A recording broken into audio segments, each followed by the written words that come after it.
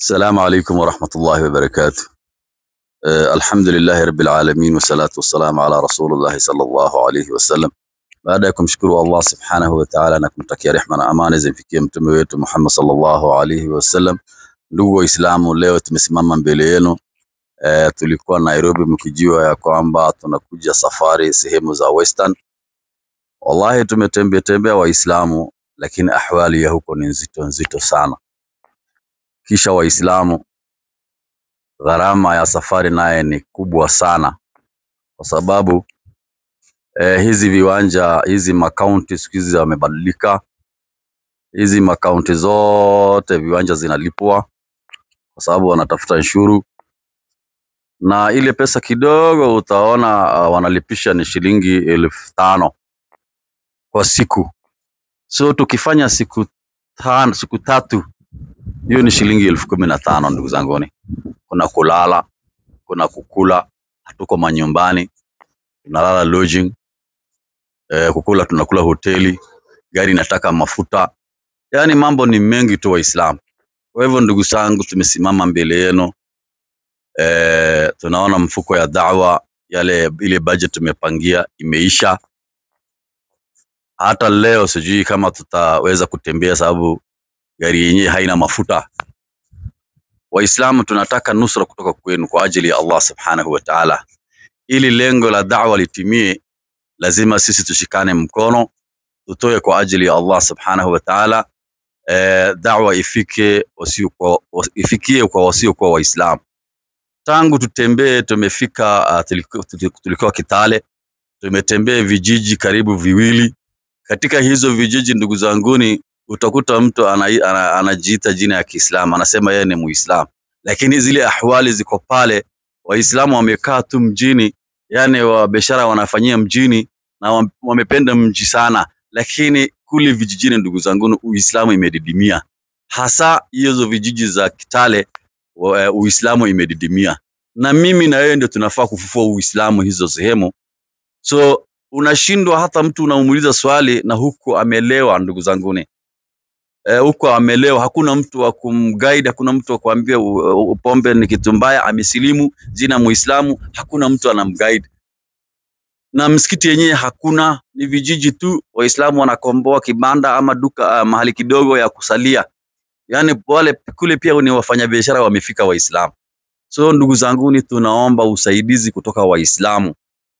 Nyinyi ambao mnatupata kwa mtandao, tunaomba kwa ajili ya Allah subhanahu wa ta'ala. Tulisema tutatembea muda ya miezi 2 mpaka Januari, lakini leo tangu tutoke Nairobi ni kama siku 18 hivi. Hizo siku 18 ile budget tulipangia miezi 2 hata imeisha. So ndugu zangu, tunataka muweke kitu kwa mfuko ya da'wa ifike kila mahali Waislamu. Kwa hivyo ndugu zangu, tunataka mchango yenu. Tunataka mchango yenu Waislamu, da'wa ifike sehemu ambaye tumeipangia. Tulisema tutatembea sehemu nyingi sana hizo miezi 2, lakini kufikia siku 18, tumefika siku 18 ndugu zangu, budget imekatika. Kwa hivyo ndugu zangu, tunaomba kwa ajili ya Allah subhanahu wa ta'ala tuweke kitu kwa account ya da'wa kwa ajili ya Allah subhanahu wa ta'ala. Mimi yangu ni hayo tu. Assalamu alaikum wa rahmatullahi wa barakatuh. Alaikum salam wa rahmatullahi wa barakatuh. Nafikiri umesikia kama vile mwenzangu Ali amesema. Wallahi ni kitu ya kusikitisha sana upande ya dawa, kwa especially pande hii ya Kitale na Western Kenya. Wallahi yale tumejionea, Mungu tu ndio anajua. Unapata yani ni Uislamu uko dead. Kama hapa tuko hapa huu mji huyu wa Bungoma, Uislamu umekufa kabisa hapa. Ukiangalia dawa ifanyiki hapa, hakuna mtu anashughulika. Sasa mpaka tunashangaa kwa nini hata dawa pande hii watu hawashughuliki na vitu kama hiyo. Unapata watu wengi, bila mzee Ali amesema ni kweli. Kwanza tuliingia hapa mjini usiku hiyo tulipatana na watu 4 na wakarudi katika dini, ambao mtu anakuambia mimi ni Islimu, alafu sikupata mtu akunifundisha, mimi nikarudi kule nilikuwa. Mimi nilifanya hivi, baba yangu msijue alikuwa Muislamu, huyu hivi. Yani mambo mengine ya kuhuzunisha sana. Kwa hivyo dawa inatakikana sana. Watu tuache kukaa sana mijini. Tufikiria wale Waislamu ambao wako katika kule vijijini. Kwa sababu hawa ni muhimu sana. Kwa sababu hawa wakishajua njia na mwelekeo ile iko sawa, wataweza kuongea na wale wenzao wanakaa nao huko vijijini. Na kama mnavyojua siku hizi hii dawa inataka gharama. Dawa zamani tulikuwa tunaendaga, mimi nakumbuka miaka ya zamani tulikuwa tunaendaga katika mji. Ukienda katika ile mji unakuta wale wazee wale wa hiyo mji wanawakaribisha nyinyi, wanatafuta nyinyi cha pahali ya kulala, pahali ya kufanya nini. Sasa wale wazee siku hizi hawako. Wazee wengi wameenda katika haki, Mwenyezi Mungu awarehemu. Na wale tumepata unakuta ni watu wengine mambo yao tuseme sana. Lakini ile kitu iliyo muhimu tunataka dawa iendelee. Na tulisema tunatembea, si ati tunatembea pahali moja, si ati ni hapa tu tumekuja. Hapana, kuna pahali nyingi ya kwenda. Ni mahali ni mingi Kenya mzima. Ni pahali tunapiki tunaenda, pahali tunapiki tunaenda. So ile kitu tunataka sana ni usaidizi. Mfuko wa dawa hakuna, imeisha kabisa. Hakuna lolote. Kwa hivyo inaonekana dawa hiyo ya kuzunguka inaweza, kama hakutapatikana namna, itabidi simame kwanza. So kwa hivyo tunaomba usaidizi wenu. Tieni kitu, wewe toa kitu yako ukijua hii inaenda kufanya kazi ya kutangaza mtume. Wakati masahaba wako, masahaba radhiallahu anhu, wakati walipokuwako wale walikuwa na uwezo, walikuwa natoa kile walichonacho wanampelekea mtume, wanawaambia okay, ni watu wanatumwa, watu gani wanaenda Yemen, ni akina fulani. Wanachukua kitu yao na vitu yao, wanapewa kile kitu wanapewa, wanaambiwa waende. Wanaenda wanakifisha Kaluma. Wengine wanatumwa wanaenda pande ya Rum. Wengine wanatumwa wanaelekea pande ya China huko. Walikuwa wanatumwa wakati ya mtume Muhammad sallallahu alaihi wasallam. Kwa hivyo na wewe toa yako ukijua kwamba haipotei. Kile unachotoa katika dawa kipotei. Hiyo ni sadaka tujaria. Uko na pengine uko na mzazi wako ameondoka, hayuko, ametangulia katika haki. Mtolee sadaka tujaria. Kwa sababu ukimtolea sadaka tujaria, mtu mmoja akiingia katika dini na yeye pia anaandikiwa na sisi. Kwa sababu wewe uliniwezesha mimi nikakuja nikafanya dawa. Kwa hivyo hiyo ulikuwa umetoa kwa sababu ya mzazi wako sadaka tujaria, na wewe mzazi wako anaandikiwa, ameko kaburini, pengine alizikwa miaka 10 ilienda, lakini sadaka inamfuata mpaka kaburini. Kwa hivyo jaribuni sana ufanye hii kazi, tufanye hii kazi pamoja na tushikane mkono pamoja, tuifanye hii kazi na mtoe, msione ungumu. Bali naona kuna ungumu wa kutoa, hapo ndio Mungu ameweka baraka na rehema yake. Na sadaka usafisha mali ya mtu. Kuna watu wengi hawajui sadaka ndio inasafisha mali.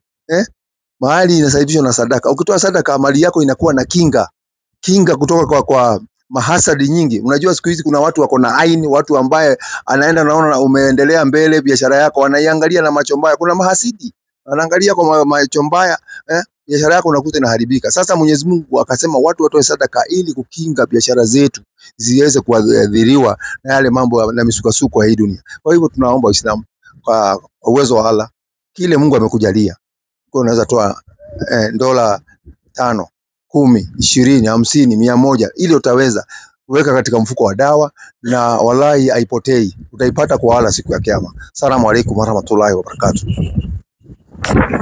Wa alaykum assalam warahmatullahi wabarakatuh. Bismillahir rahmanir rahim. Alhamdulillahi rabbil alamin, salatu wassalamu ala ashrafil anbiya'i wal mursalin, habibina Mustafa Abul Qasim Muhammad wa ala ahli baiti tayyibin at-tahirin. Allahumma salli ala Muhammad wa ali Muhammad. Baada ya kumshukuru Mwenyezi Mungu Subhanahu wa Ta'ala, Mwenyezi Mungu ambaye ni uwezo na uwezo usioweza na chochote kilichowezeshwa, na vile vile kumtakia rehema na amani mtume wa mwisho, jemedari wa umma, nabii wa watu wote, Mtume Muhammad sallallahu alaihi wasallam. Kwanza kabisa ningependa kuhusia nafsi yangu bila kuzisahau nafsi zenu katika swala nzima la kumcha Mwenyezi Mungu Subhanahu wa Ta'ala.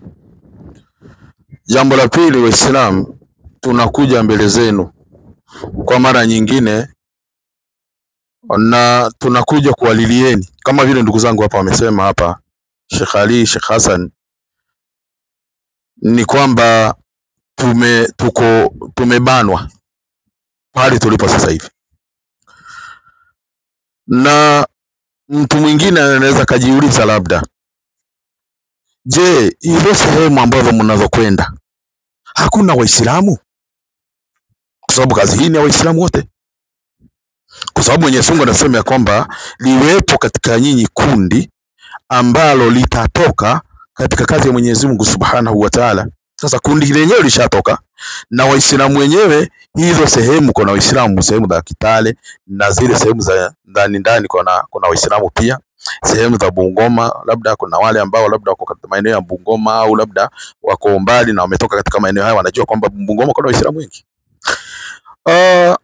Kazi hii ya da'wa inakuwa na malipo makubwa wa Uislamu, kwa sababu ni kazi yenye vita vikubwa mno. Ni kazi yenye vita vikubwa mno. Ikumbukwe ya kwamba hata wakati Mtume Muhammad sallallahu alaihi wasallam wakati alipoenda Madina, alikutana na maadui aina mbili. Alikutana na maadui wa Kiislamu na alikutana na maadui wa kikafiri. Na maadui wa Kiislamu ambao ni wanafiki wakawa ndio wabaya zaidi katika Uislamu, na ndio huwa wanaweka daraja ya kwanza katika ukafiri kuliko makafiri wenyewe. Sasa kazi hii ina maadui mfano huo. Miaka ya zamani, miaka ya nyuma kule, wakati tulipokuwa tunafanya mihadhara na tunaenda sehemu mbalimbali kufanya kazi ya da'wa, kama hivyo ndugu zangu wamesema hapa kwamba kulikuwa na wale wazee alhamdulillah ambao walikuwa wamefundishwa, walikuwa wanajua thamani ya kufanya kazi ya da'wa, kufanya kazi ya kulingania sehemu mbalimbali. Kwa hivyo tulikuwa tunakaribishwa, na pia yale mahaba yalikuwepo baina ya Waislamu. Jamani, ndugu zetu, wageni wetu mmekaribia, mmekuja katika hali gani? Mmelala wapi? Mmelala sehemu gani? Na wakati huo tulikuwa tunawaambia, jamani, hamtaenda kulala guest house, mtaenda kulala msikitini. Kama ni sehemu ya kulala msikitini, tunalala kwenye mabusati vizuri. Lakini siku hizi mambo yamebadilika, sio kama vile ilivyokuwa. Siku hizi kumekuja na kansa fulani katika misikiti ya kamati, ambayo wengi wao utakuta kwamba hata dini hawaijui, hata hawajasoma dini, wengi wao ni jahil murakab. Kwa hivyo wamedhibiti misikiti, na unakuta kwamba paka wale maimamu hata kama watakuwa na mapenzi na dini ya Mwenyezi Mungu, watakuwa na mapenzi makubwa na kazi ya dawa, wanadhibitiwa, hawawezi. Hata tena wale makamati wengi unakuta kwamba wao wako pale katika maslahi yao, sio katika maslahi ya dini. Kwa hivyo tunadhibitiwa katika hali hii. Hata mihadhara unakuta kwamba ukielikana mihadhara unakuta kwamba kwa sababu wengi ni wapenzi wa michezo, mipira na kadhalika, unakuta kwamba hawawezi kupatikana, lakini kwenye vibanda vya video vya kwenda kutazama mpira hawakosekani. Kwa hivyo threat ambayo tunaikutana nayo, kazi hii ya da'wa inakuwa ni ngumu sana. Ni ngumu sana, kwa sababu inakuwa na maadui wa aina hii. Kwa hivyo sisi tunafanya hapa, tuko hapa. Mnaweza mkawa kwamba mmekubalika au labda hamjakubalika, lakini tunafanya hapa dawa ili kesho kwa Mwenyezi Mungu kusiwe na dhima ya kwamba jamani, je, ujumbe ulifikia katika sehemu hizo? Isiwe ya kwamba watu wa Bungoma watahojiwa, au watu wa Kitale, au sehemu zingine ambazo tunatarajia kwa tuko tumepangilia kwenda, ya kwamba je, ujumbe ulifikia? Sasa kwa sababu hatufanyi kwa sababu ya Waislamu wa sehemu hiyo, hatufanyi kwa sababu ya makamati, hatufanyi kwa sababu ya maimamu wa maeneo husika. Hii ni kazi ambayo Mtume sallallahu alaihi wasallam aliweza kuifanya kwa takriban miaka 23, na kazi hii inakuwa na malipo makubwa, kwa sababu ndio kazi ya mitume wote Waislamu. Hebu angalia kwa mfano, maswahaba karibu robo 3 ya maswahaba ni watu wa kusilimu. Sasa kwa mfano, wakati tulipokuwa tunazungumzia mambo ya vitabu na tukasema kwamba tunatoka, hatukuweza kuzungumza kuhusu mfuko kama vile Sheikh Ali ametaja hapa ya kwamba mfuko wa dawa, hatukuweza kuzungumzia pale mwanzo ya kwamba unahitajika kuwekwe kitu kwa sababu ya dawa. Lakini sasa hivi pahali tulipofika tumekwama. Gari linahitaji mafuta, na watu wengi huwa nadhani ya kwamba labda gari kama hilo linahitaji mafuta tu peke yake. Hapana, sio mafuta tu, kuna zingine za dharura linaweza likaenda pahali likaharibika, linahitaji lipeleke ufundi kwa makanika likaende katengezwe. Kuna sehemu ambazo labda tunapumzikia, na sehemu maisha sasa hivi yamebadilika, si kama vile ilivyokuwa siku zile, sio kama vile ilivyokuwa miaka ya nyuma. Na Mwenyezi Mungu Subhanahu wa Ta'ala wakati alipozungumzia habari za biashara ambayo inaofaa sana kufanywa, alisema ya kwamba kuwe na nafsi na kuwe na mali. Kwa hivyo anajua kwamba mali ni lazima itumike. Hapa tusidanganyane na Waislamu, ili kazi hii iweze kufanyika na tuweze kuzunguka sehemu ambazo tunazotarajia kwenda. Wallahi Waislamu, gharama lazima zihitajike. Tunawaomba tu kwa heshima, na taadhima wa Waislamu. Tunahitaji gharama, tunahitaji mjitolee katika kazi hii, na kazi hii ina malipo makubwa wakati tunapopigana huku, kwa sababu kwa kweli ni kupigana, tunapigana. Hata sehemu zingine unakutaka kwamba ule ushirikiano wa Waislamu haupo, ni nyinyi mnapambana wenyewe. Kwa mfano mathalan sasa hivi unakuta kwamba Waislamu unakuta kwamba wamekaa wako kwenye vibanda vya jaba, wengine wako kwenye vibanda vya video. Nyinyi vitu mwende mkatafute meza, mwende mkatafute mpaka ta kiwanja. Jamani, kiwanja hiki mkaulizie mpaka ta sehemu zingine wasiokuwa Waislamu, jamani, hichi kiwanja kinafaa, hii sehemu inakuaje? Nyinyi wenyewe wale wenyeji wa mji wamekaa, hata washughuliki, kwa sababu ima labda walishafundishwa, kwa sababu kuna vikundi ambao wameingia katika misikiti yetu sasa hivi ya kwamba hawashughuliki na mambo ya dawa. Hata imamu unaweza kukuta anakuambia kwamba mshughulike na mambo ya dawa. Kama hutaki, huna uwezo, kaa tafuta, achana na mambo ya dawa. Kuna mashekhe aina hiyo sasa hivi wamejitokeza. Kwa hivyo Waislamu tunaomba msaada wenu, tunaomba kwa heshima na taadhima kulingana na pahali tulipo, ili tuende kuendelea na majukumu mengine, na Mwenyezi Mungu ataweza kumbariki na ataweza kumfungulia njia zenu, na pahali ambapo hiyo hela itakapotoka Mwenyezi Mungu afungulie riziki zenu. Kuna matatizo mengi ambayo tunayo, kuna shida nyingi, kuna matatizo mengi ambayo tunayo, kuna changamoto nyingi ambazo tunazo katika maisha. Kuna maradhi, kuna mambo ya kukosekana ajira, kuna biashara kwenda vibaya, kuna labda fedha labda kupotea katika biashara, na mambo mengineyo ndugu zetu katika imani. Kwa hivyo Waislamu, vile mmejua kutunga mkono katika kazi hii, tunaombeni kwa mara nyingine tuweze, kwa sababu Shakalia amesema kuna mambo ya gari mafuta, na tumetoka mbali, safari ya mbali kutoka Nairobi mpaka sasa hivi. Pahali tulipofika ni mbali, na pia pahali tunapotarajia, na tukisema kwamba tutarajia kwamba pahali tunapokwenda tumeona kwamba tutafeli, kwa sababu hapa tulipo sasa hivi tumeshakwama ndugu zetu katika imani. Kwa hivyo naombeni kwa heshima yenu Waislamu, tuweze kujitutumua katika jambo hili, na tuweze kutoa kwa ajili ya Mwenyezi Mungu, tukiwa tunajua kwamba hichi ambacho tunachokitoa tutapata malipo kwa Mwenyezi Mungu Subhanahu wa Ta'ala. Hatujui siku yetu ni gani, ni kesho, ni kesho kutwa. Sadaka hii inaweza kawa ya kwamba ndio itakokuwa ni mwanga katika kaburi yako, ndio itakuwa ni katika ni nusra miongoni mwa nusra ambayo itakukunusuru siku ya kiyama, siku hiyo, katika siku hiyo nzito, kwa sababu hata kama kitakuwa ni kidogo ambacho utakachokuwa umekitoa, kwa sababu sadaka kutoa ni moyo, Mwenyezi Mungu hatokisahau, na ni lazima utalipwa kadri ya vile ulivyoweza kujitolea katika njia ya Mwenyezi Mungu Subhanahu wa Ta'ala. Kwa hivyo tunaombeni Waislamu tuweze kujitutuma katika jambo hili, kwa sababu tuko katika mtihani mkubwa, na mengine kuyazungumza sasa hivi, kwa sababu hapa tunazungumza ni Waislamu kwa Waislamu, na niingia kwenye mtandao hatuwezi tukayazungumza hapa, kwa sababu Waislamu ni mambo ya aibu ambayo tumekutana nayo katika safari hii.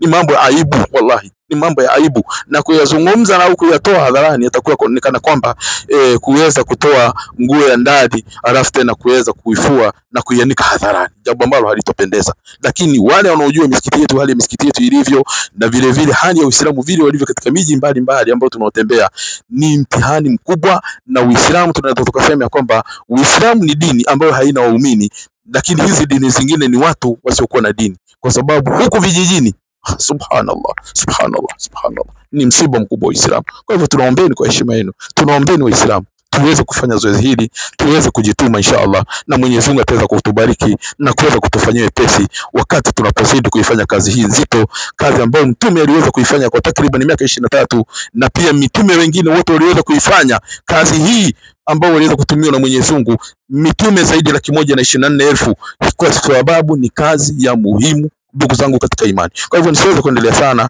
niweze kumpokeza hapa ndugu yangu hapa kipaza sauti inshallah aweze kuendelea inshallah. Wa hadha, assalamu alaikum wa rahmatullahi wa barakatuh, wa afwan minkum jami'an inshallah. Wa alaikum assalam wa rahmatullahi wa barakatuh. Waislamu akhwali, ni kama hiyo. Kwanza Waislamu mahali ambapo tupo tumekwama, hata leo sijui itakuwa namna gani sehemu ya kujistiri, na hata movement yetu ni kama imekatika kabisa. Manake hata generator kuweka mafuta ni balaa, hatuna namna yoyote inshallah. Yani tumekuwa stranded, yenye unaingianga katika sehemu, unajua tukiwa pande za karibu na nyumbani unakimbia, kama mambo ya maziwa unafanya unapata kitu yako unafanya nini, lakini hapa tuko katika stranded. Ile mfuko tulikuwa nayo imeisha kabisa. na alhamdulillah kwa wale waislamu ambao walitusaidia mambo ya vitabu na nini, vitabu tumegawagawa alhamdulillah. Lakini waislamu, kuna waislamu wamepata uislamu katika golden thread, yani amepata labda wazazi wake wengine wanaona ni kama Uislamu ni jambo la kawaida. Uislamu sio jambo la kawaida. Uislamu ni neema ambayo Mwenyezi Mungu amekuneemesha akakupa Uislamu. Na Uislamu wallahi ni bahati kubwa kupata kalima ya la ilaha illallah Muhammadur Rasulullah. Watu wengi wanaonanga ni kama jambo la kawaida tu mtu kuwa Uislamu. Wallahi kuwa Muislamu lazima Allah akuchague. Huwezi kuwa Muislamu kwa kutaka kwako, hapana. Unakuwa Muislamu kwa ajili Allah amekuchagua. Tena anakuchagua miongoni mwa watu wengi sana. Kama mimi nimetoka katika upande wa ukafiri shekhe, unajua mambo uliokuwa unapitia, leo unapata Uislamu, unaona uko katika nuru, uko katika rehema ya Mwenyezi Mungu, umepata nuru na ni Allah amekuchagua akakupa nuru ya Uislamu. Wangapi wanakufa hali ya kuwa wana mali ya dunia, wana nini, lakini Mungu hajawajalia Uislamu. Mimi na wewe Allah ametujalia Uislamu. Usiuchukulie Uislamu kama jambo la kawaida. Kama umewapata wazazi wako na Waislamu, umepata babu zako na Waislamu, shukuru Mungu, sema alhamdulillah, na ujue Uislamu pia ni Allah amekuchagua ndio ukazaliwa katika familia aina hiyo. Shukuru Mungu. Leo watu wanaondoka katika hii dunia hali ya kuwa hawamtambui Mungu. Wewe Allah amekujalia, amekupa neema Uislamu, unashindwa kusapoti dini ya Allah, kutoa shilingi 1000 only 1000 useme hii wacha niweke katika mfuko wa dawa, nao watu wengine wapate kilima cha la ilaha illallah Muhammadur Rasulullah. Unafanya ubakhiri katika dini. Allah hawapendi watu wanaofanya ubakhiri. Fanya nusra kwa ajili ya Allah. Leo ukitoa shilingi 500 ukasema wekeni mafuta ya generator, ukatoa shilingi 200 ukasema ongezeni katika mahali ambapo mnapolala na nini, haiwezi kukuharibia bajeti yako yote, hapana. Allah kuna vidume Allah amewajalia, wana uwezo, wana mali, lakini moyo wa kutoa hawajapata. Pia kutoa, wallahi Allah amekujalia ukatoa sadaka ni kwa sababu Allah anakupenda na anataka ili akulipe. Ndio unaona kuna watu wako kwa upesi mambo ya khairati wanatoa haraka, yani wanafanya mambo ya khairati kwa haraka kwa sababu Allah anawapenda. So na wewe Muislamu, ikandamize nafsi yako, jaribu kuinusuru dini ya Allah kwa sababu angalau na sisi iwe wepesi kwetu katika mambo ambayo tunajaribu kuyafikisha. Na uzuri ya Uislamu ni kwamba popote tunapoingia wallahi watu wanaupokea Uislamu. Wangapi wamesilimu? Tumeingia katika Trans Nzoia County, uko ndani Uislamu umekufa kabisa, lakini cha ajabu mnaweka kijiji, msikiti yenyewe hakuna hiyo kijiji, lakini mkiweka mkutano alhamdulillah unaona watu wanakuja na wanasilimu. Tena wanasema haya maneno hatujayasikia karne ya 21, watu bado hajamtambua bwana Mtume Muhammad sallallahu alaihi wasallam. Ni aibu sana shekhe. Angalia, yani Waislamu tuko hai, tutaenda kumwambia nini Allah siku ya Kiyama? Leo tunakusanya, tunakimbia, watu wanakuambia wachana hata na dawa, enda ukatafute riziki. Ndio tunatafuta riziki, kila mtu atafute riziki. Mwisho unapeleka wapi? Mwisho unakufa, unaacha wengine wanachezea huko kaburini, unaulizwa mahesabu. Mtu anakimbia kutafuta riziki na ni haki ya kila mwanadamu, lakini usisahau katika hii dunia tunaishi kwa muda mchache, kisha tunaondoka, tunaelekea akhera. Utaulizwa kwa yale uliyoyachuma, na kuna fungu ya Mwenyezi Mungu, kuna fungu ya kufanya dawa, kuna fungu ya mayatima, kuna fungu ya hii na hii. So Waislamu tuweze kujitolea kwa ajili ya Allah, tuweze kufanya nusura. Kuna betri zinatumika, kuna nini, wallahi kwa ajili ya Allah. Ukitoa 5,000, 10,000, mwingine atoe 20,000, mwingine hata atoe 100,000, mwingine anaweza toa 200,000 kwa uwezo ambao uko nao. Wewe una uwezo wa 100 toa, una uwezo wa 50 toa kwa ajili ya Allah. Wallahi tutapeleka dini mbele, tuweze kusukuma gurudumu ya Uislamu kwenda mbele inshallah. Wa hadha, assalamu alaikum wa rahmatullahi wa barakatuh. Nani? Mwenyezi Mungu ndiye anapepesha. Sasa huyo ndio nilikuwa nakwambia kwamba huyu mimi ni huyo Mwenyezi Mungu. Wewe uko na dini? Mimi? Niko na dini sana. Uko na dini sana? Lakini si itikadi. Niko na dini. Kuna tofauti ya dini na itikadi kuna itikadi. Mimi siko na itikadi. Dini yako inaitwaje? Mimi? Mimi ni Mkristo. Wewe ni Mkristo? Yes. Una swali ya kuuliza Waislamu? Nini? Nauliza swali namna hivi. Lete. Huyu mzee alitolewa mahali penye sijui aliumbwa na Mungu ni Adamu. Ilikuwaje ikakuwa Muislamu amesimama hapa, Mpentekoste amesimama hapa, mwingine amesimama hapa? Kwa nini nyinyi sisi wote hatukujua sisi kwamba tumetoka kwa Adamu? Kumbe unajua tumetoka kwa Adamu. Sasa hiyo ndio maswali. Ndio nakwambia sitaki itikadi hapa hivi. Kana kofia baba. Mimi naitwa Ali, na wewe? Mimi naitwa Abdalla. Abdalla nyumba ukibackfire. Hebu kalisha Abdalla zamani anasema ame backfire. Aliretard. Tulia hapa Abdalla. Sina haraka. Nikaa chini hapa. Hii kiwanja ni yetu.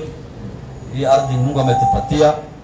Tunajivunia kwa Wakenya. Usina wasiwasi. Asalamu alaykum baba. Mimi naitwa Ali, na wewe? Simon wewe Muislamu eh? Bwana. Una miaka mingapi hivi? 18. Wewe ni mzee bana, njoo hapa. Mpe nafasi Simon. Mpatie Simon nafasi. Alafu mzee wetu hebu mpatie mic yule. Qur'ani baba 590. 590 الكريم 590. kwa jina la Mwenyezi Mungu mwingi wa rehema na mwenye kurehemu. Ndio. Enyi mlioamini. Mpe mic. Umeamini Mungu? Namwamini. Haya, twende baba. Kumbe unaamini. Twende baba. Bila shaka ulevi. Bila shaka, mpe mic. Tunaambiwa bila shaka ulevi, sawa? Ulevi ni wa aina gani? Haya, mpe mic. Kuna ulevi aina mingi. Usijali, utatueleza mwenyewe ni gani. Na kamari. Ulevi na kamari. Na kuabudiwa kuomba asiyekuwa Mwenyezi Mungu. Na kuabudiwa na kuomba asiyekuwa Mwenyezi Mungu. Na kutazamia kwa mishale ya kupigia ramli. Na kwa kutazamia kwa mshale ya kupigia ramli. Na kwa vinginevyo.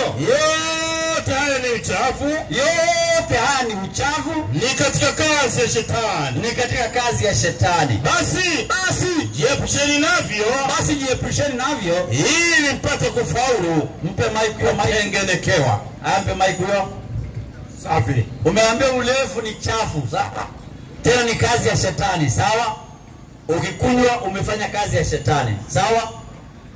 Haya, mpe mic tusomea aya nyingine kwa Biblia. Mpe huyo mwingine. Wewe tulia hapa, ipo hiyo kitu umekunywa. Niseme nini? Wananipa niseme nini? Salamu alaykum. Muislamu. Wewe Muislamu. Si uliniambia umebackfire? Sasa kama umebackfire unajua wewe si Muislamu? Lakini kwa sababu wale wamebackfire wanaitwa nani? Wale wana backfire wanaitwa nani? Wanaitwa watu Salamu alaykum. Salamu alaykum baba. Mimi naitwa Ali, na wewe? Mose, habari yako? Kwani kuulizana maneno ya Mungu ni makosa?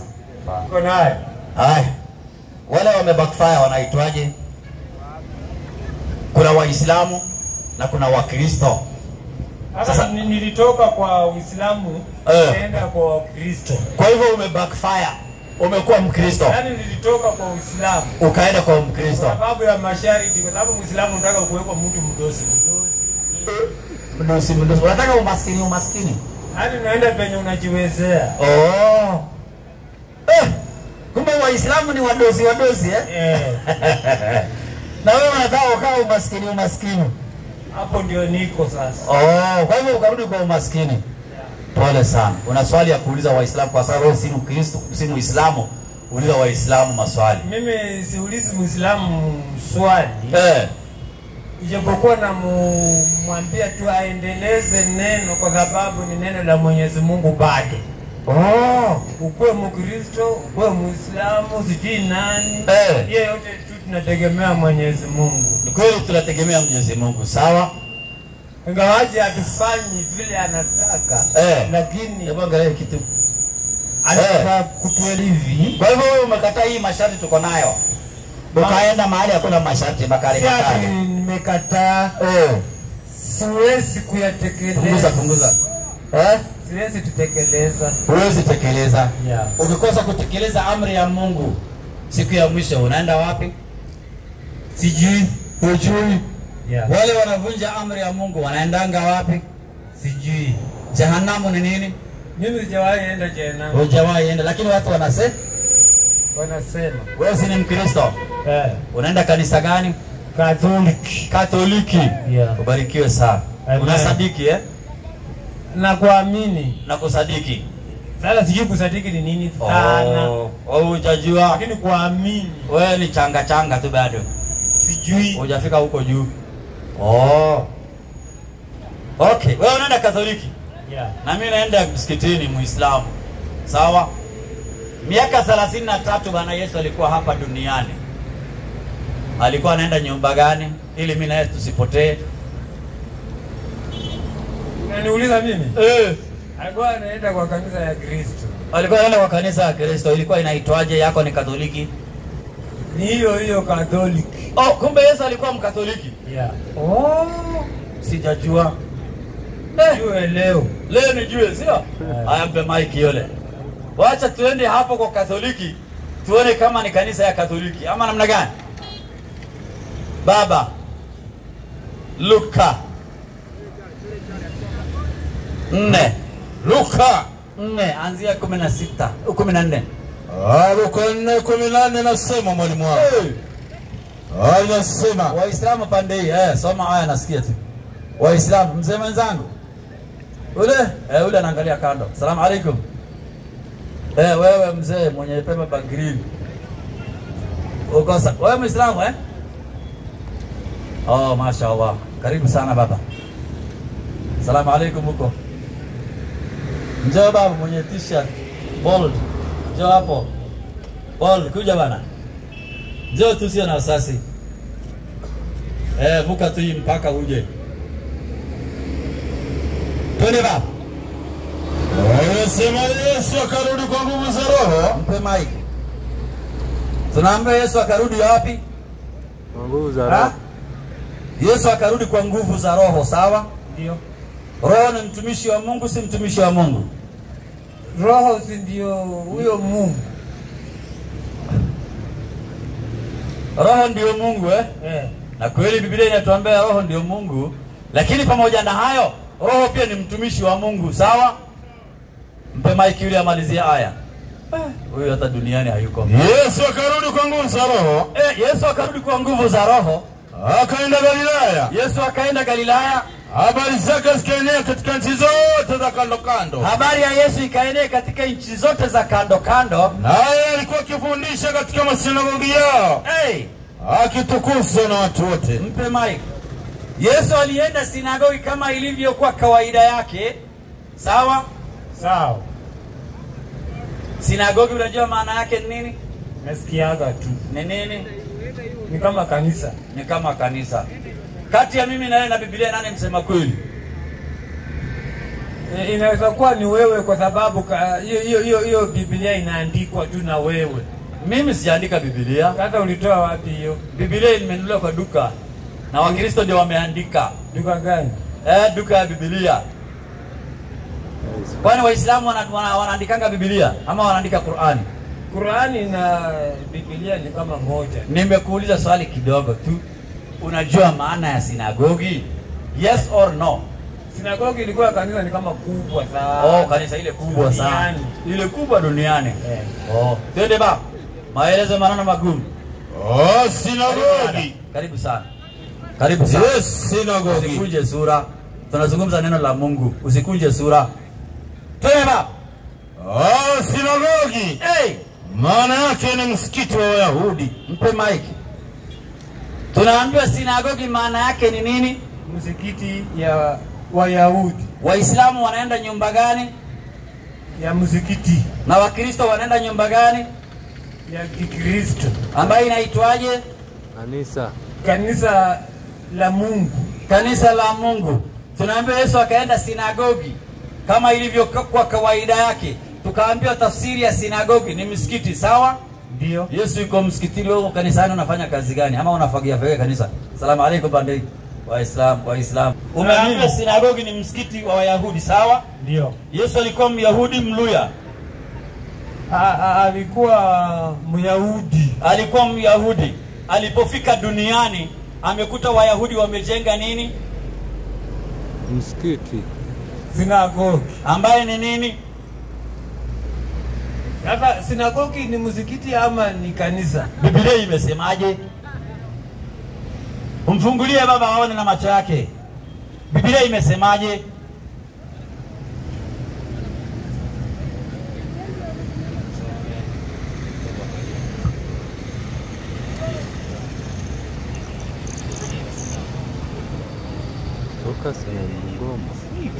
Tumia chombo. Msikiti wa Wayahudi. Msikiti wa Wayahudi ni sinagogi. Na ni sinagogi, sawa? Yeah. Yesu akiingia msikitini atakuwa dini gani? Atakuwa Muislamu. Na akiingia kanisani atakuwa dini gani? Wao wanamuita Mkristo. Hata utamuita Mkristo. Lakini Biblia imetuambia Yesu ako msikitini? Ako msikitini. Na wewe kanisani unafanya kazi gani ndugu yangu? Sasa naweza uliza swali kidogo. Alete. Kumbe uko na swali? Nauliza hivi. Kama mimi sasa. Nikitaka kugeuka tena nikuwe Muislamu. Nitaanzia wapi? Ama nimekuwa mzee sana hakuna vile ninafanya. Thumma kafaru thumma amanu. Sasa unataka ugeuka kama chameleon Mpaka ugeuke ndio upate nafasi. Asante sana. Sema ashhadu. Ndio unakuwa Muislamu. Ashhadu. Ashhadu an la ilaha illa Allah wa ashhadu anna Muhammadan rasulullah. Sema nakiri kwa moyo, nakiri kwa moyo, na kutamka kwa ulimi, na kutamka kwa ulimi ya kwamba hakuna mola apasaye kuabudiwa kwa haki isipokuwa Allah, na Muhammad ni mtume wa Mwenyezi Mungu. Yesu mtoto wa Mariamu ni mtume wa Mungu. Yesu si Mungu wala si mwana wa Mungu. Mwenyezi Mungu niongoze nife nikiwa Muislamu. Kwa hayo machache umesilimu ndugu yangu. Ungependa jina gani ya Kiislamu? Allahu Akbar. Ile Abdallah yenye nilianza nayo. Uwe Abdallah ambaye hageuki. Sawa? Kuanzia leo amua usiende kwa mama pima. Sawa? Umeelewa? Sikiza Qur'ani nakwambiaje baba? 5:90. Hata na Waislamu hapa hao watu wanasilimu. Wanafaa kuwapokea Washikeni sana. Unasikia kauli yake ya Bwana anasemaje? Dada yetu karibu. Usikimbie. Tena na speed hiyo dada hapa bwana. Serikali ya kesho. Asalamu alaykum. Karibu sana baba. Karibu sana. Ongea na huyu. Asalamu alaykum. Huyo kijana ameshika simu hapo. Huyo kijana amekaa hapo chini. Abdallah amerudi kwa Uislamu. Hii kazi ni kazi yetu. Abdallah apewe nafasi ya kusoma. Haya. Pandei wa vijana. Jezi wako hapa bwana. Asalamu alaykum. Njoo babu nisalimie. Mimi naitwa Ali baba. Na wewe? Sembei. Karibu sana Sembei. Tunajadiliana mambo ya Mungu, sio na wasiwasi. Pita tu pale, tulia pale, ikiwezekana uni confuse. Karibu sana bro. Karibu sana. Asalamu alaykum. Mimi naitwa Ali. Na wewe? Sulaiman. Allahu Akbar. Tulia hapo Sulaiman. Sulaiman zangu wanapiga ngoma, wanapiga vigelegele, wako kanisani, wengine wako msikitini. Je, ibada yao tafakari zaidi. Pe yule 22:9. 22:9. Ufunuo.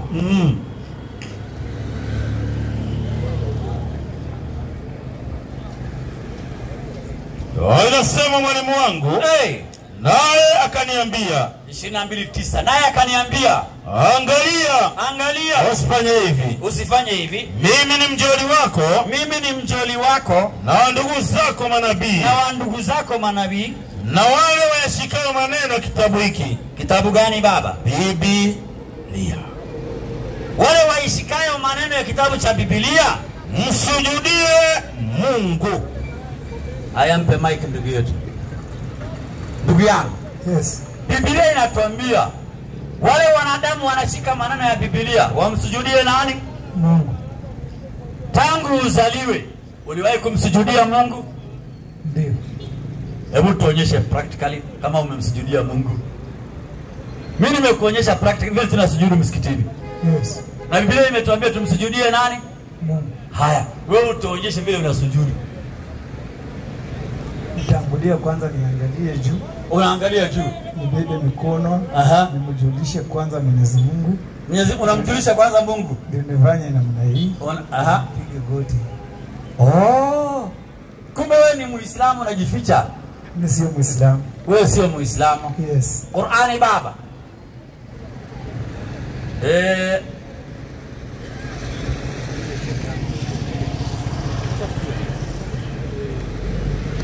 Wanasoma aya za Mwenyezi Mungu, imenihepa nyakati za usiku. 3:15. Imenihepa baba. Anasema Mwenyezi Mungu mtukufu. Twende baba. Kwa jina la Mwenyezi Mungu, mwingi wa rehema na mwenye kurehemu. Twende baba. 3:13. 3:13. 3:13 Al-Karim. Twende baba. Anasema wao waliopewa kitabu, mpe mic. Tunaambia wao waliopewa kitabu, sawa? Unatumia kitabu ama utumii? Kitabu. Kitabu na idana kitabu ya kuandika. Hizo vitabu. Hapa kuna Biblia na kuna Qur'ani. Unatumia kitabu gani? Biblia. Asante. Wale walio tunaambiwa na Qur'ani kuna wale waliopewa kitabu, sawa? Yes. Hiyo kitabu ni gani uliopewa? Biblia. Biblia, kwa sababu ni yako. Yes. Haya, twende baba. Sababu niseme hivi. Twende, ndio umenijibu tayari. Umenijibu. Twende baba. Sio wote katika hao sio wote sawa katika hao waliopewa kitabu. Mpe mic. Sio wote sawa waliopewa kitabu, sawa? Kuna wengine wanamcha Mungu na kuna wengine wanakataa maamrisho ya Mungu, sawa? Haya, twende baba. Wamo watu waliotengenea. Mpe mic. Tunaambia kuna watu waliotengenea, sawa? Yaani wamekuwa watu wazuri, sawa? Haya, twende baba. Wanasoma aya za Mwenyezi Mungu nyakati za usiku. Mpe mic. Wanasoma aya za Mwenyezi Mungu nyakati za usiku, sawa? Yes. Na wewe umetuambia unasujudu, sawa? Yes. Haya, twende baba. Na pia wanasujudu. Mpe mic. Pia wanafanya nini? Wanasujudu. Haya, twende baba. Yani wamesilimu. Mpe mic. Yani wamefanya nini? Wamesilimu. Kwa hivyo wewe umesilimu kwa sababu unasujudu, umefanyaje? Umesilimu. Sema ashhadu ndio twende msikitini. Qur'ani imekusifu unasoma aya za Mwenyezi Mungu nyakati za usiku, pia unasujudu. So, nilipokuuliza ukaniambia unasujudu, sawa? Yes. Qur'ani ikadhibitisha wewe unasujudu. Yes. Kisha baada ya kusujudu, Qur'ani inatuambia umesilimu. Umesilimu, umekuwa kusilimu kwa njia gani? Umekuwa Muislamu. Hapana. Kwa kusujudu. Hapana. Uliza Waislamu swali sasa. Sababu niseme hivyo. Uliza Waislamu swali. Niuliza Waislamu. Yenye niko naye magani? Swali yoyote uliza. Nyinyi Waislamu mnaenda choo na maji kwa nini? Siwezi uliza hiyo. Kwa nini? Ni usafi. Yenye nauliza. Ni maneno ya Mungu, usione haya. Kwa nini Waislamu nao wake wanne? Ni maneno ya Mwenyezi Mungu na Mungu ndiye ametuambia tuoe wanne. Kwa nini Waislamu mnavaa kanzu na nyinyi sio Yesu? Yenye nauliza. Kwa nini Waislamu wake zenu wanavaa nguo ndefu na wao si Maria? Lete swali. Yenye nauliza ndio hii. Mimi nikisoma Biblia. Vile inaniambia. Vile Qur'ani inasema. Ni sawa. Ni sawa. Qur'ani imesema wanadamu wamsujudie nani? Mungu. Na wewe unasujudia nani? Mungu. Ile ishara umetuonyesha ni ya kusujudu au ni ya kupiga magoti? Ya kusujudu. Ni ya kusujudu Yes. Asante sana. Leta swali lingine. Swali inauliza saizi Mungu ndiye ameumba sisi wote. Ndio. Kitu inafanya mimi natafakari sana. Unapata sisi Mungu wetu mwenye tunaabudu ni mmoja. Nani? Mungu mwenye tunaabudu ni mmoja. Sio moja. Sisi Mungu wetu si mzazi, hana mwana. Yako ni mzazi, yako na mwana. Mzazi ndaelewa ni baba yangu. Mungu wetu hana maana. Naelewa baba yangu ni anayemzaa ni mzazi wangu. Lakini Mungu wako kuna maana. Mungu aliyeniumba ndio Mungu wangu. Ni Mungu wako. Sikatai. Yes. Huyo Mungu unaabudu. Ana mwana. Mwana. Yenye unasema yenye mimi naelewa mwana. Wacha ukataa. Unajua tu. Sinakwambia mimi naelewa. Nakwambia mimi naelewa. Mwana mimi naelewa. Ni kama mimi mwana wa Mungu. Wewe ni mwana wa Mungu. Thibitisha kwa Biblia wewe mwana wa Mungu. Sina shida. Aya. Wewe ndugu yangu mwana wa Mungu kwa Biblia. Sina shida. Mpe mic yule, mpe Biblia. Mpe Biblia atoke kwa Biblia. Mpe mic yule. Sia nitoe kutafakari kwangu. Unatafakari kwako. Kwa hivyo ni mawazo yako. Biblia haijasema wewe ni mwana wa nani? Mwana wa Mungu. Wewe ni mwana wa baba yako na mama yako, sawa? Huyo ni mzazi wangu wa pili. Asante sana. Mungu anaumba, anazaa. Hiyo kusai hapana. Mungu hazai. Kama hazai maana umetoa wapi? Sana pitia kwa mzazi wangu anayeitwa baba yangu na mama yangu. Kwa hivyo umezaliwa kwa uwezo wa nani? Wa Mwenyezi Mungu. Kwa hivyo wewe ni uwezo wa nani? Wa Mwenyezi Mungu. Viumbe vya nani? Wa Mwenyezi Mungu. Asante, ubarikiwe sana. Swali lingine?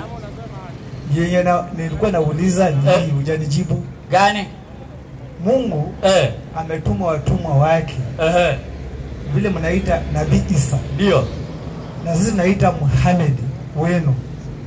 Huyu Nabii Isa hajawahi nena neno nje ya kutusi ama mtu yoyote. Ukikuja Muhammad hajanena neno ya kutusi watu. Ni yote inafanana na Nabii Isa yenye wanaeleza wote. Ndio. Lakini unapata Muislamu anaponena neno ni matusi kwa Muislamu Mkristo. Mkristo akinena neno la Mwenyezi Mungu ni matusi kwa Muislamu. Na nikisoma Biblia ama nikiangalia vizuri hakuna mahali penye imeandikwa wakina Yohana wasijui wakina Mariko wakitusi mtu yoyote. Wananena neno la nani? La Mwenyezi Mungu. Wanasema wewe ukitenda tofauti na Mwenyezi Mungu umefanya kiburi, hujafanya mambo ya Mwenyezi Mungu. Asante sana, ubarikiwe sana. Hiyo ndio inachanganya. Unanena vizuri sana. Na ungelikuwa Muislamu tungekupatia jina ya Bilal, ungekuwa muadhin kwa msikiti. Mpe mic yule 16:125 Qur'an. Sikiza Mwenyezi Mungu anatuambiaje? Kumbe Waislamu wanatukana na Wakristo wanatukana. Hakuna mmoja ameacha kutukana. Wote wanatukana, sio? Haya twende baba. 16:25 ni karimu. Twende baba. Anasema mtukufu Mwenyezi Mungu. Ako jina la Mwenyezi Mungu mwingi wa rehema na mwenye kurehemu. Ndio. Waite watu katika njia ya Mola wako kwa hekima na mawaidha mema. Mpe mic. Qur'ani inatuambia tuwaite watu katika njia ya Mwenyezi Mungu kwa hekima na mawaidha mema, sawa? Haya twende baba. Ujadiliane nao kwa namna iliyo bora. Mpe mic. Tunaambiwa tujadiliane nao kwa namna iliyo bora, sawa? Tumekukalisha hapa, tumekutukana. Hapana. Tumekukajeli. Tumekukajeli? Hapana. Hatukukutukana wala hatukukajeli, sawa? Sikiza Qur'ani inatuamrishaje. Twende baba. Sio kwa kuwatukana wao au kutukana dini yao. Mpe mic. Qur'ani inatuambia usitukane watu wala usitukane dini yao, sawa? Tumekaa hapa, tumetukana wewe? Hapana. Tumetukana dini yako? Hapana. Hiyo ndio Uislamu inaamrisha. Sawa? Yule anatukana na kule nje ni yeye na mambo yake. Umeelewa? Haya, swali lingine. Lingine?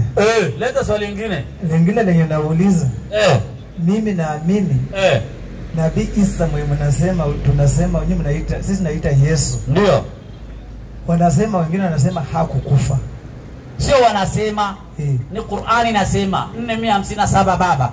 Usitafute maneno kule nje. Maneno yako kwa vitabu hapa. 457. 457 al-Karim. Twende baba. Kwa jina la Mwenyezi Mungu mwingi wa rehema na mwenye kurehemu. Ndio. Na kwa ajili ya kusema kwao. Mpe mic. Tunaambiwa kwa ajili ya kusema kwao, sawa?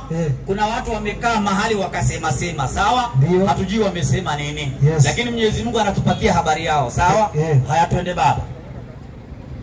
Sisi tumemuua Masihi Isa mwana wa Maryam. Mpe mic. Wale watu walikaa mahali moja wakasema sema, wakasema sisi tumemuua Masihi Isa mwana wa Mariamu, sawa? Haya twende baba. Mtume wa Mungu aliyekumuua wala hakumsulubu. Mpe mic. Mwenyezi Mungu anaripoti kwa Mtume Muhammad, anawaambia we Muhammad, hawa watu wanasema wamemuua Nabii Isa hali hawakumuua wala hawakumsulubu, sawa? Haya twende baba. Bali alibabashia mtu mwingine akamdani Nabii Isa. Mpe mic. Mwenyezi Mungu anatuambia bali walibabaishia mtu mwingine wakamdhani nani? Haya twende baba. Na kwa hakika wale walioختلفiana katika hakika hiyo ya kumuua Nabii Isa wamo katika shaka nalo jambo hilo la kusema kauawa. Mpe mic.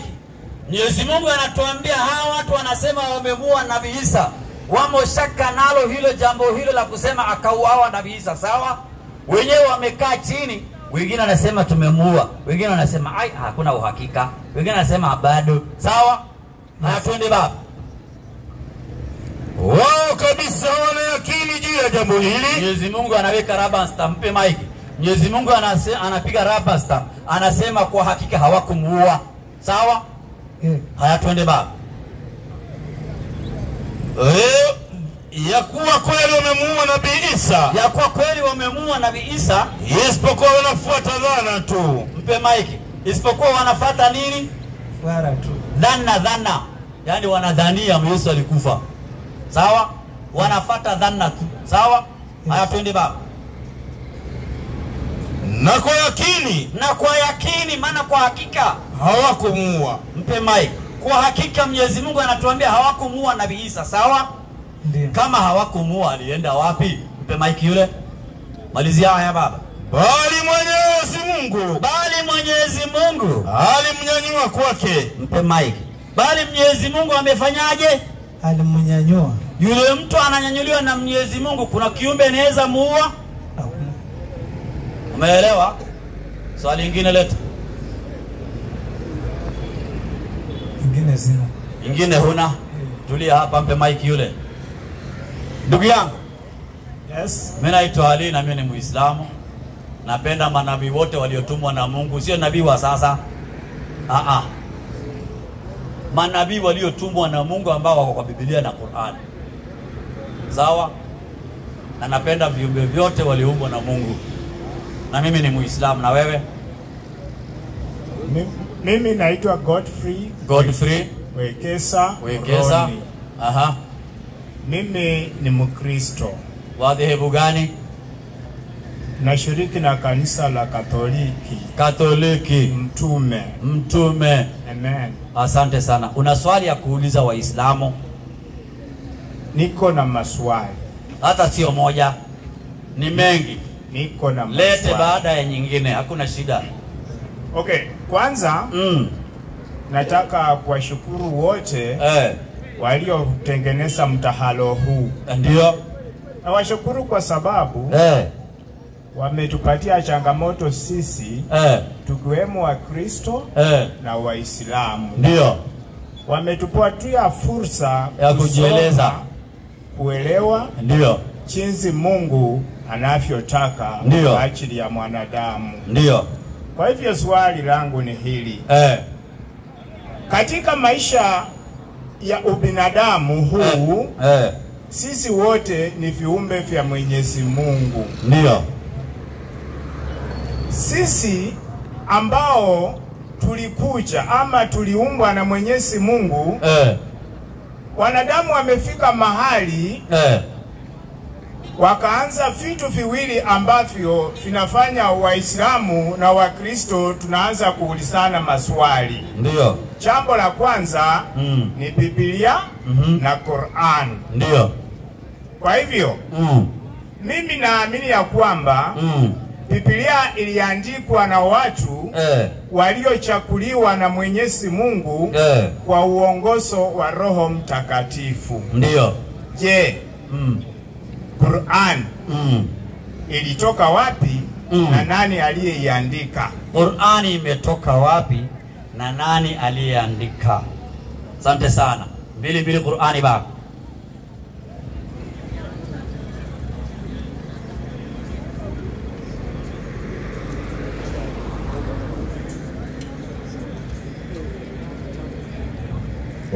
Kwa jina la Mwenyezi Mungu mwingi wa rehema na mwenye kurehemu. Ndio.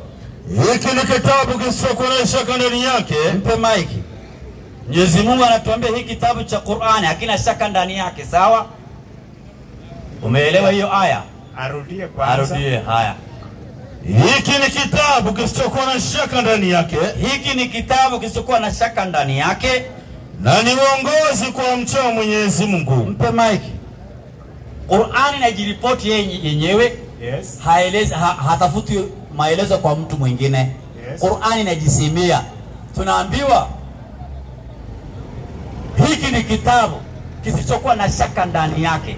Yes. Kisha ni muongozo wanaomcha nani? Mwenyezi Mungu.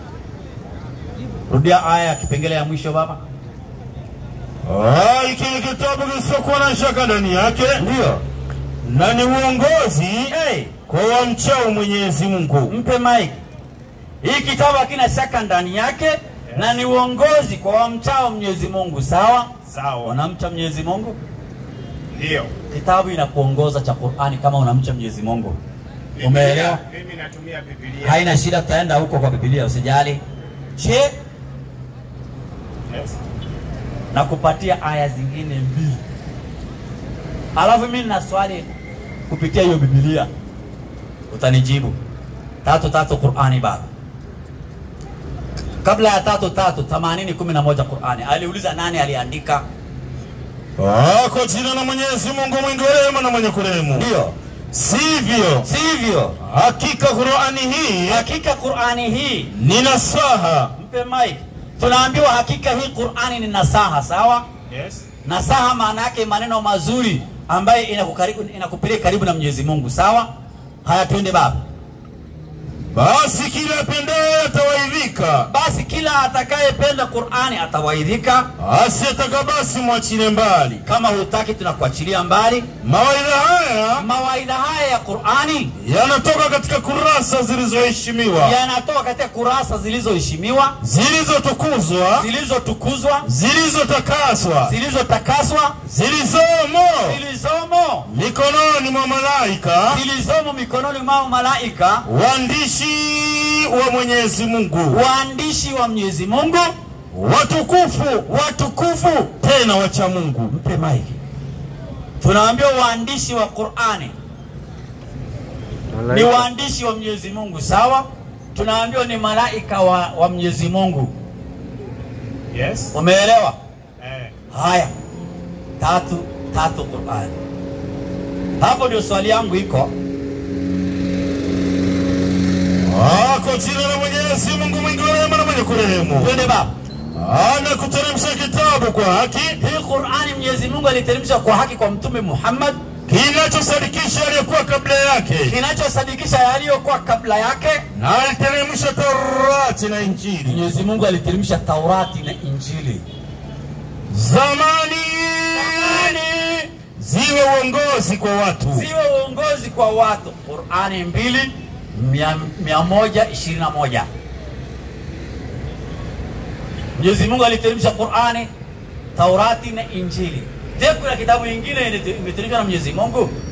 Soma haya baba. Anasema Mwenyezi Mungu tukufu. Twende baba. Baada ya audhu billahi minash shaitani rajim. Ndio. Bismillahirrahmanirrahim. Ndio. Wale katika ahlul kitab. Pe maiki. Kunaambia kuna watu waliopewa vitabu na Mwenyezi Mungu, sawa? Wewe umesema ya kwamba Qur'an iliandikwa na malaika. Sio mimi nimesema. Umesoma. Nimekoto wapi? Kwa Qur'an. Mimi nimeandika Qur'ani. Tunakubaliana ya kwamba umesema ya kwamba Qur'an iliandikwa na malaika.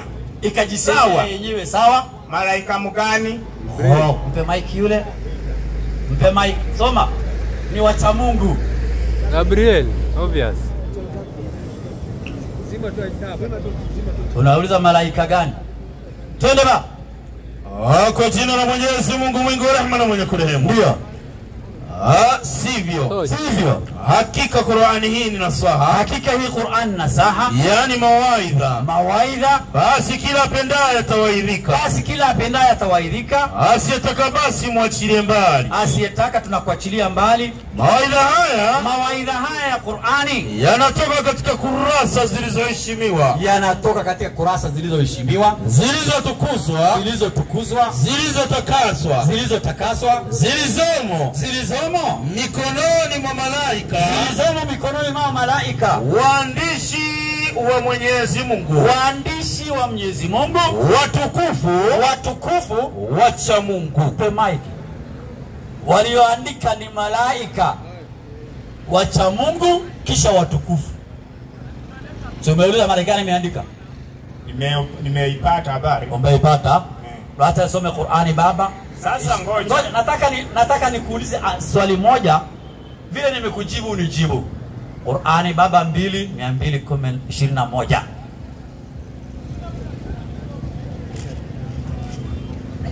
Na ungezima hiyo tochi ya simu inakumalizia moto.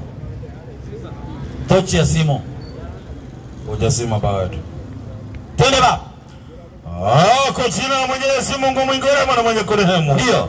Wale katika ahlul kitab tuliowapatia kitabu, yani Taurati, wakapewa Taurati, Injili, wakapewa Injili, na Zaburi, wakapewa Zaburi, wakakisoma kama ipasavyo kukisoma, bila kupotoa tafsiri yake, wala kutoa hili na kulitia lile. Hao huyamini hii Qur'ani, wakasilimu. Mpe mic. Najenga hoja yangu kupitia hiyo aya. Sawa? Mwenyezi Mungu alituambia ameteremsha Taurati akampatia Musa, akateremsha Injili akampatia Yesu, akateremsha Zaburi akampatia Daudi, akateremsha Qur'ani akampatia Muhammad. Swali langu liko hapa. Biblia iliteremshwa na nani na akapewa mtume gani? Okay. Ile unasema kwa sababu uliniambia Biblia imeandikwa na watu walioongozwa na Mungu, sawa? Asante sana. Sasa ili waandike hiyo Biblia. Ngoja kidogo. Haya lete. Wewe umesema wamesoma ya kwamba Qur'an iliandikwa na malaika wa Mungu. Ndio. Kwa hivyo kuonyesha ya kwamba Qur'an haikuandikwa na Mungu, iliandikwa na malaika. Malaika wanafanya na amri ya nani? Ngoja. Kwa hivyo haya maneno ambayo yako katika Qur'an yaliandikwa na malaika, sio Mungu. Mungu aliteremsha Qur'ani kwa Muhammad, sawa? Ufunuo alipewa Muhammad, sawa? Kupitia Maliku Jibril, sawa? Na Mwenyezi Mungu akatuambia imeandikwa na nani Qur'ani? Mwenyezi Mungu ametuambia Qur'ani imeandikwa na nani? Malaika. Mwenyezi Mungu anatudanganya? Mungu atanganyi. Asante. Imetosha. Mimi nataka kujua. Mungu alileta Taurati na Injili na Zaburi na Qur'ani akawapatia manabii. Hii kitabu cha Biblia imetoka kwa nani na alipewa mtume gani? Nijibu tu swali. Kama hujui sema sijui. Tufundishane. Sijui. Asante. Na wewe ni Mkristo halisi. Yesu alipewa injili ngapi? Kulingana na Ukristo wangu, mimi ninajua ya kwamba Kristo alipokuja ulimwenguni alipata kitabu. Kitabu hiyo ni moja ama ni mbili? Mimi naamini ya kwamba Biblia ni moja. Mimi sijakuuliza Yesu amepewa Biblia. Nimekuuliza Biblia imetoka kwa nani na amepewa mtume gani, ukaniambia hujui, sawa? Nikarudi nikakuuliza Yesu alipewa injili ngapi? Mimi sijui kama Yesu alipewa injili. Hujui kama Yesu alipewa injili? Kwa sababu katika Biblia kuna vitu viwili. Agano la Kale na Agano Jipya. Hiyo imepangwa na nani? Ngoja. Agano la Kale inaongea kati ya Mwenyezi Mungu na wana wa Israeli. Maelezo mazuri sana.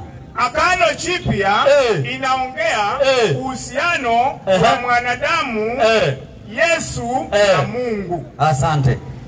Musa alipewa kitabu gani? Tuache Yesu. Musa alipewa kitabu gani? Mimi ninajua ya kwamba Musa alipoenda mlimani alipewa sheria 10. Hiyo sheria 10 inaitwaje? Pale unapata Torati.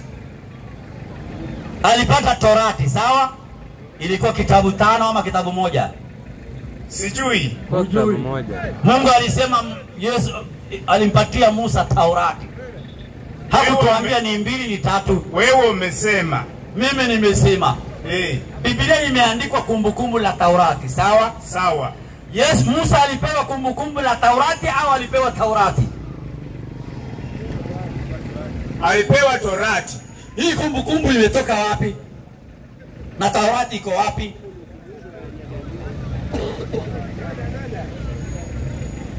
Kumbukumbu mimi sielewi. Uelewi? Ilikuja kwa Biblia. Na wewe unaelewa Taurati? Kwa sababu ngoja. Kwa sababu hata wakati Yesu alipokuja alipata Agano la Kale likuwepo. Agano la Kale. Musa alipewa Agano la Kale ama alipewa Taurati? Kulingana na ujuzi wangu, mimi ninaelewa ya kwamba Musa alipewa amri 10 ambayo inaitwaje? Sijui ya kwamba alipewa Torati akapewa nini. Hapana, ninaelewa ya kwamba hiyo ni mwongozo ya Biblia. Ndugu yangu, usinichanganye. Uliniambia Musa alipewa Taurati, sawa? Nikakuuliza kuna kumbukumbu ya Taurati kwa Biblia, ukaniambia kumbukumbu hujui, sawa? Ukaniambia Musa alipewa Taurati ambaye ni moja, sawa? Na sasa unageuka unaniambia hujui. Na nimesema Mungu alipea Musa amri 10. Amri 10 zinapatikana katika Torati. Amri 10 ziko ndani ya Taurati. Ambaye ni kitabu ngapi? Sijui ni vitabu vingapi. Mpe maiki yule. Unajificha ficha. Qur'ani baba. 3 3 al-Karim. Twende baba. Kwenye kitabu kisichokuwa ndani yake. Ndio. Na ni mwongozo kwa mchao Mwenyezi Mungu. Ndio. Na ni kiboko kwa wale waliasi sheria za Mwenyezi Mungu. Twende baba. Kwa jina la Mwenyezi Mungu mwingi wa rehema na mwenye kurehemu. Ndio. Amekuteremsha kitabu kwa haki. Ndio. Kinachosadikisha yaliyokuwa kabla yake. Qur'ani inasadikisha yaliyokuwa kabla yake. Na aliteremsha Taurati na Injili. Aliteremsha Mwenyezi Mungu Taurati na Injili. Mpe maiki. Ndugu yangu. Yes. Qur'ani inatuambia Mwenyezi Mungu aliteremsha Taurati. Unakubaliana na Qur'ani? Aliteremsha Taurati akampatia Musa. Hiyo ni ukweli? Wacha nikuulize. Taurati ni kitabu ama ni aya katika Biblia? Biblia ndio ile. Mimi sitaki kumbukumbu la Taurati. Kwa sababu yale ambayo unasema mimi nilikuuliza wewe jinsi vile Qur'an ilikuja. Nimekujibu sijakujibu. sijaridhika. Kuridhika ni mahubiri. Kwa sababu wewe unasema malaika waliandika Qur'an. Amri ya Mungu nimekueleza. Alafu ukasema Mungu akateremsha Qur'an. Mimi nilitaka uniambie Mungu aliandika Qur'an akateremsha kwa nani? Jana tulikuwa hapa. Nyinyi mlisema ya kwamba Qur'an iliteremshwa kwa Mungu ikapewa nani? Akapewa Muhammad. Kwani Qur'an amepewa nani? Sasa kama Qur'an ilipewa Muhammad. Muhammad unaonyesha kwamba Qur'an ililetwa mwaka gani? Sasa hiyo mambo ya mwaka na masiku hayaandikwa Qur'ani. Sababu ni ulisa hivyo. Biblia na Qur'an mwanzo sikuwepo. Watu walikuwa wanaishi kuheshimiana, kupeana heshima.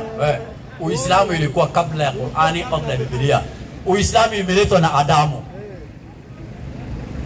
Unataka kuona? Ndugu yangu ngoja. Uislamu ilikuwa Zaburi, wale waliopewa Zaburi walikuwa Waislamu. Wale waliopewa Injili walikuwa Waislamu. Wale waliopewa Taurati walikuwa Waislamu. Na wale wakapewa Qur'ani ni Waislamu mpaka leo. Basi tuseme ya kwamba Qur'an haikutoka kwa Mungu. Qur'an ilitoka kwa malaika ambaye nyinyi mnaitwa Jibril. Malaika ni mtumishi kidogo tu. Unajua ndugu yangu unapepeteka sana. Nani alipea malaika amri ya kuandika Qur'an? Nauliza hivi, malaika ni watumishi wa Mungu au watumishi wa wanadamu? Watumishi wa Mungu. Watumishi wa Mungu wanadanganya? Hawadanganyi. Mbona unafanya malaika wawe ni waongo? Sijasema malaika ni wa uongo. Sasa narudi. Hata Lucifer alikuwa malaika wa Mungu. Wewe alikuwa chini, mpe mic ile. Je, Biblia umesema ujui imetoka wapi? Luka 1:1 baba. Luka 1:1. Weka kitabu chake cha Biblia cha implemento hapa. Luka Sando hiyo 1:1. Inasema anasema kadiri kadiri ya mapokeo ya zamani sana, kadiri ya mapokeo ya zamani sana. Injili ya 3. Mpe mic. Injili ya ngapi? Injili ya ngapi? hajaiona implemento. Kadiri ya mapokeo ya zamani sana, kadiri ya mapokeo ya zamani sana. Injili ya 3. Injili ya 3 imeandikwa na Luka. Mpe mic. Injili ya ngapi? Ya 3. Na Mungu alipatia Yesu injili ngapi? Injili moja. Sijui. Kumbe hata unafuata kitu hujui. Unafuata kitabu ambaye hata hujui. Na wewe ni Mkristo ndugu yangu. Mimi ni Mkristo. Lakini Luka anatuambia aliandika injili ngapi? 3. Hizo 3 zimetoka kwa nani? Hajui. Hizo injili 3 aliandika Luka zimetoka kwa nani? Kwake yeye mwenyewe. Maliza haya baba. Ndio kusema imeandikwa na Luka. Imeandikwa na Luka aliyezaliwa Antiokia. Mpe mic. Tunaambia Luka amezaliwa wapi? Antiokia. Na Yesu alitoka wapi? Nazareti. Yesu alizaliwa Yerusalemu. Na Luka alitoka wapi? Antiokia. Yesu alifika Antiokia. Sijui. Twende baba. Akawa daktari. Mpe mic. Tunaambia Luka alikuwa nani? Daktari. Alikuwa daktari. Sijui ni daktari ya wanyama ama ya wanadamu. Wewe waelewa. Haya twende baba. Alikuwa mpagani. Mpe mic. Tunaambia alikuwa nani? Mpagani. Mpagani kwa Kiswahili anaitwaje? Sijui. Wewe wacha kurepa andiko. Ninasema sijui. Pagan kwa Kizungu, kwa Kiswahili inaitwaje? Ninasema sijui. Maana yake ni kafiri. Wewe tueleze. Wacha nikueleze ni kafiri. Kafiri. Sawa? Luka aliandika injili ngapi? Mkafiri aliandika injili 3. Sasa unaniuliza siulize Biblia. Luka aliandika injili ngapi? 3. Ambaye yeye ni nani? Kafiri. Kafiri anakuandikia kitabu.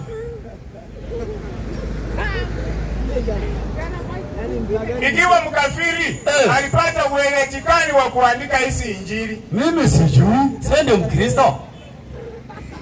Wewe ndio Mkristo na unasoma Biblia. Alikuwa mpagani. Alikuwa mpagani, si Myahudi. Mpe Mike hakuwa Myahudi. Ninaelewa ya kwamba wale walioandika injili ama walioandika kitabu Biblia huenda hawakusoma, huenda si hata si Wayahudi, lakini waliongozwa na Roho Mtakatifu. Mtu ambaye ni kafiri anaongozwa na roho wa nani? Anaongozwa na Roho Mtakatifu. Kafiri anaongozwa na roho wa Mungu. Wewe umesema. Nauliza hivi. Mimi sijasema. Kwa sababu andiko limesema mimi. Hakuna mkafiri. Hata Yesu alipozaliwa pale Yerusalemu, mji mdogo sana. Watu hawakuamini ya kwamba mfalme anaweza zaliwa pale. Wewe kesho kuja saa 10. Saa 10 kesho uje. Nakuja late. Sawa? Tumeambiwa.